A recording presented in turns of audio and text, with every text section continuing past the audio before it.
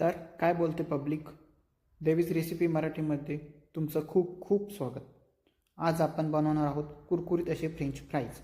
तर चला सुरू करूया. तर मंडळी, फ्रेंच फ्राईज बनवण्यासाठी आपण पहिले 2 बटाटे घेणार आहोत.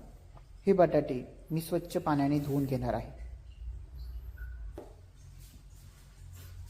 बटाटे स्वच्छ धुवून घेतल्यानंतर आता त्या बटाट्यावरील साल व्यवस्थितपणे काढून घ्यायची आहे.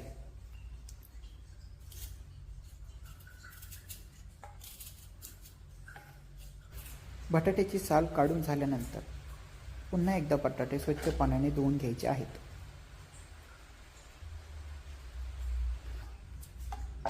बटाटे स्वच्छ धुतल्यानंतर आता आपण त्याचे छोटे छोटे फ्रेंच फ्राईज सारखे काप करून घेणार आहोत.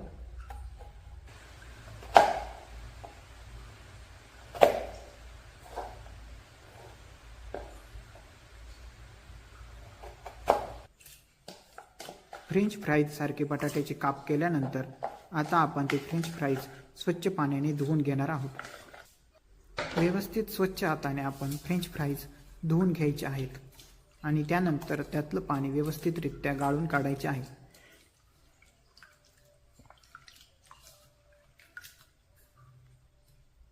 फ्रेंच फ्राईज व्यवस्थित धुवून घेतल्यानंतर आता एका छोट्याशा भांड्यामध्ये पाणी घेऊन त्यामध्ये आपण फ्रेंच फ्राईज 5 ते 10 मिनिटे शिजवून घेणार आहे.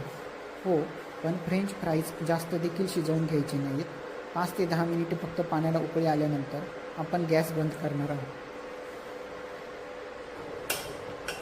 5 मिनिटे झाले आहेत. आता आपण फ्रेंच फ्राईज चेक करून पाहूयात किती शिजले आहेत. आपल्याला ते जास्त देखील शिजवायचे नाहीत. थोड्या प्रमाणात शिजले की ते लगेच आपण गॅस बंद करायचा आहे.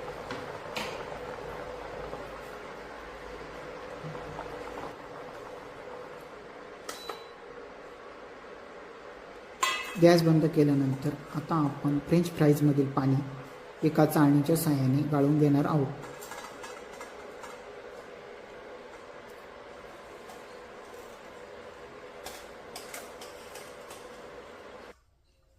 अशा प्रकारे आपण फ्रेंच फ्राईजमधील पाणी पूर्णपणे गाळून घ्यायचे आहे.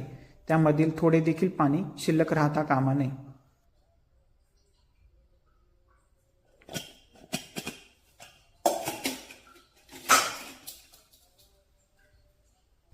फ्रेंच फ्राईजमधील पाणी गाळून घेतल्यानंतर आता आपण ते फ्रेंच फ्राईज एका स्वच्छ नॅपकिनमध्ये व्यवस्थितरित्या काढून त्यातील पूर्णपणे पाणी काढून घेणार आहोत.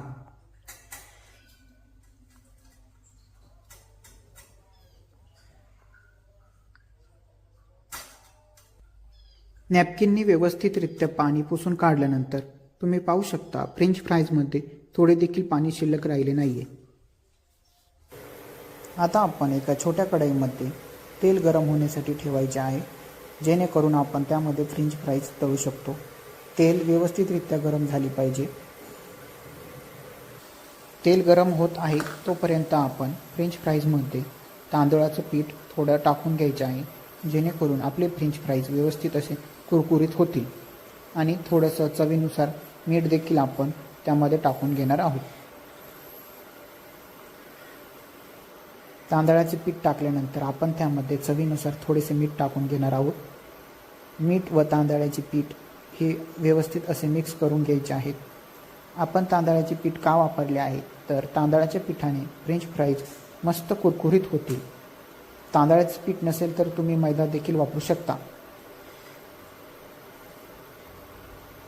तुम्ही पाहू शकता अशा प्रकारे मी तांदळाचे पीठ व मीठ व्यवस्थितरित्या मिक्स करून घेतले आहे.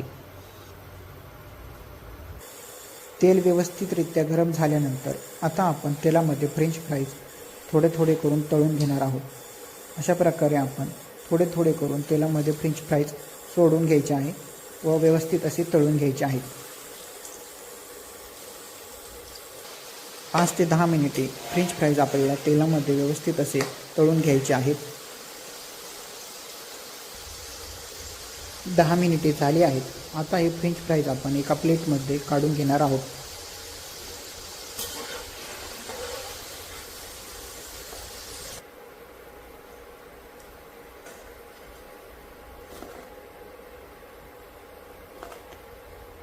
राहिलेले फ्रेंच फ्राईज आता आपण तेलामध्ये टाकून व्यवस्थित असे तळून घेणार आहोत.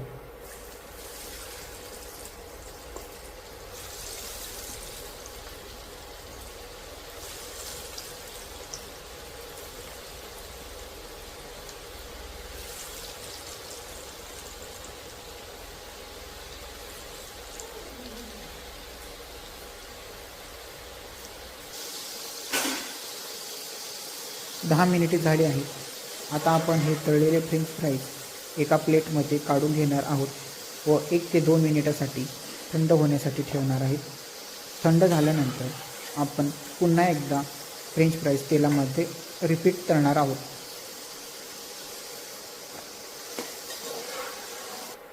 दोन मिनिटानंतर हे फ्रेंच फ्राईज आपण पुन्हा एकदा गरम तेलामध्ये तळून घेणार आहोत, जेणेकरून हे फ्रेंच फ्राईज मस्त असे कुरकुरीत होतील.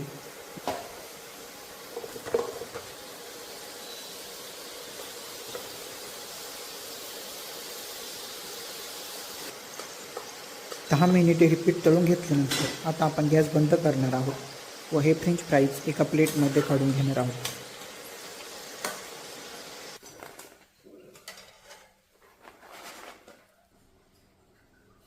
फ्रेंच फ्राईज एका प्लेटमध्ये काढल्यानंतर त्यामध्ये आपण थोडीशी मिरची पावडर टाकणार आहे व चवीनुसार थोडंसं मीठ टाकून व्यवस्थित असे मिक्स करून घेणार आहोत.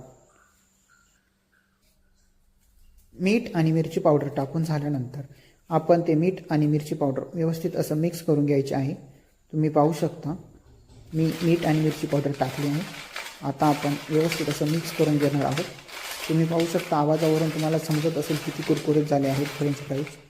तांदळाचं पीठ टाकल्यामुळे ते व्यवस्थित असे कुरकुरीत झाले आहे. तुम्ही मैदा देखील वापरू शकता. तर मंडळी, कशी वाटली तुम्हाला माझी फ्रेंच फ्राईजची रेसिपी आवडल्यास व्हिडिओला लाईक करा, चॅनलला सबस्क्राईब करा आणि बेल आयकॉनला प्रेस करा. थँक्यू.